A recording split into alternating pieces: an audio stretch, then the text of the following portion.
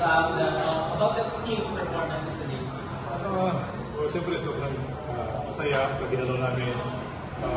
Alam namin na siguro alam namin na marami kami pwedeng dapat gawin sa loob ng court, pero hindi sa amin kung dito para mas mapursige pa kami sa mga training namin at makuha pa namin yung mga dapat namin gawin sa loob.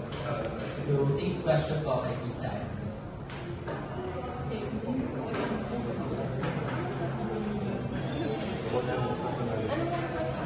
Any thoughts on your performance sa game?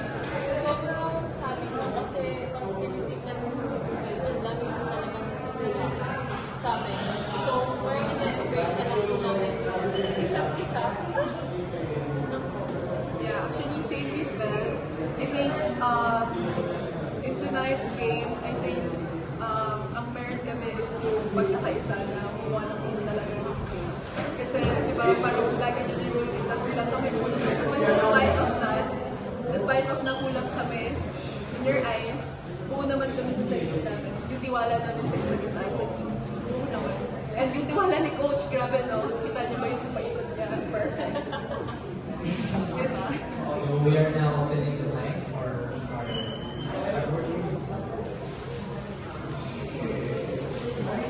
Tapos, namakit nila na kulang kayo. What can you say lang sa mga step up like this and Isa? Sa performance nila? Pero hindi naman kailangan kasi yung expectation ko sa nila naman, alam naman nila na every time na may game sila yung talaga asahan. Hindi naman ako nagulat sa nila kasi alam ko, ayaw pa nila at marami pa silang pwedeng gawin pa sa naglaro. Kasi first game natin sa sigurado may mga challenge mo ay darating sa bawat team namin. Pero sabi ko nga, kailangan pa namin talaga mag-push pa, hindi lang sa game, siyempre sa training din. And siyempre, yung sa mga nag-perform sa amin sa team namin, yung mga nasa labas, talagang sobrang ganda ng pass namin sa nila na yung impact nila talaga sobrang laki sa amin kasi kahit doon kami talagang nabuha namin sa game. Tapos, assessment lang po sa dalawang release kasi pagkapasok ko sa kanila talaga nag-deliver sila. Isa pa lang, nung nag-practice sila, sobrang laki na ng impact sa amin kasi kulang-kulang na kami. Yung pa lang, nakompleto na kami sa training namin. Then pangalawa, alam mo yun, yung energy niya sa loob sa training namin. Na kahit na, alam mo yun, hindi sila nagsasalita pero pinapakita talaga nila na yung energy nila is paano nakatulog sa team. Yun, hindi naman ako nagulat pero sabi ko nga, kapag naging sila yung nasa loob ng court talaga, yung nag-iiba yung dynamics sa team talaga nagiging alam mo yun, nagiging mabilis, nagiging yung adjustment namin, nakaka-adjustment. Nadadala yung alam mo yung pressure sa amin. Siguro sila kasi sobrang galaw lang talaga sila every time na pinapasok sa loob. Yes, as the team's new team captain, I guess parang walang tinitake yung responsibility and yung opportunity na i-lead yung team.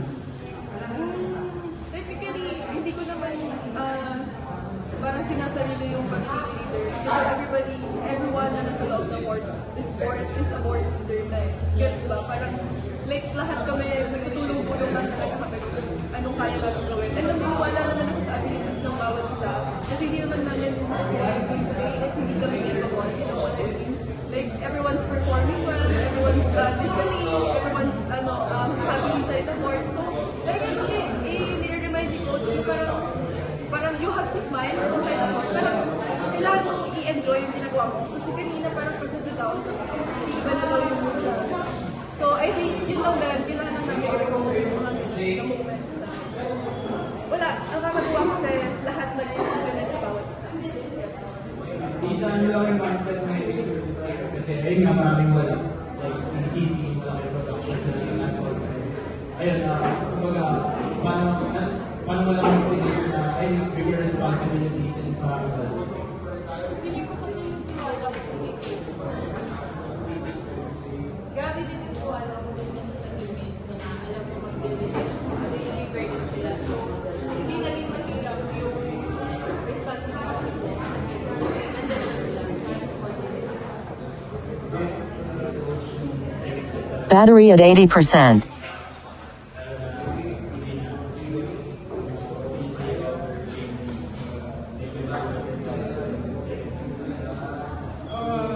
second set, na-down kami siguro muna service system talaga namin, naging problema. Yung target namin, yung pasa namin.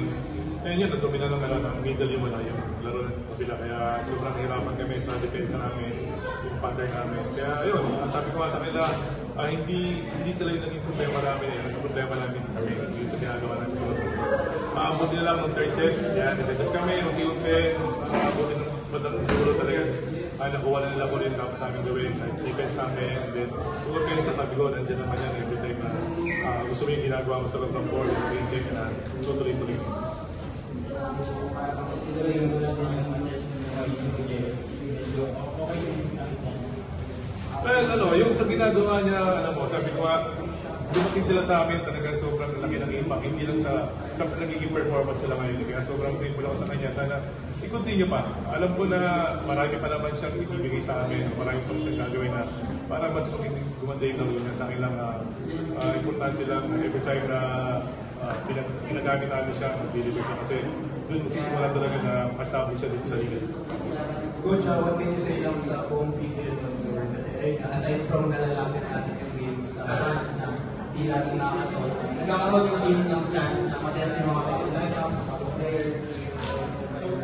Alam mo, para sa amin itong PBL Tour, maraming advantages kasi like yung team namin, sama-sama kami ngayon sa isang season. Tirahan. Kasi ito yung talagang natin sinasabi namin kay Des na kailangan masimulan namin ulit yung ganitong sitwasyon na kahit sino yung nandyan, dapat magsama-sama, magtulungan kasi ito nakakatulong eh. Hindi lang sa amin, pati siyempre sa mga tao na nandito sa Batangas Coliseum na mahirap talaga pupuntahan pag nasa Manila kasi hirap bumili ng ticket. And yun nga, ito, sobrang thankful kami din sa PBL na ginawa nila na papalapit yung mga volleyball players sa mga nandito. And mas marami pang mga bata na na-inspire para maglaro ng volleyball. Last na lang for this, Elisa. What can you say lang sa pagtakbo sa yung fans dito sa Batangas? Kasi dami pa rin nagpakita sa pagporta sa inyo. Yeah, like, ano lang sinabi ni Coach, we are very grateful sa opportunity to play outside Manila. Kasi nga, it's really hard naman talaga na mag-travel and buy tickets sa Manila. You know how hard it was, di ba? So, sobrang thankful kami na pagpasok pa lang namin ng court, nandiyan na sila, nagtiyawan na sila. And it's really different na nag-watch ka live kasi sa TV. The atmosphere, the intensity, everything was there. So, yun lang, sobrang thankful kami and excited po kami sa mga susunod namin on tour. Yeah.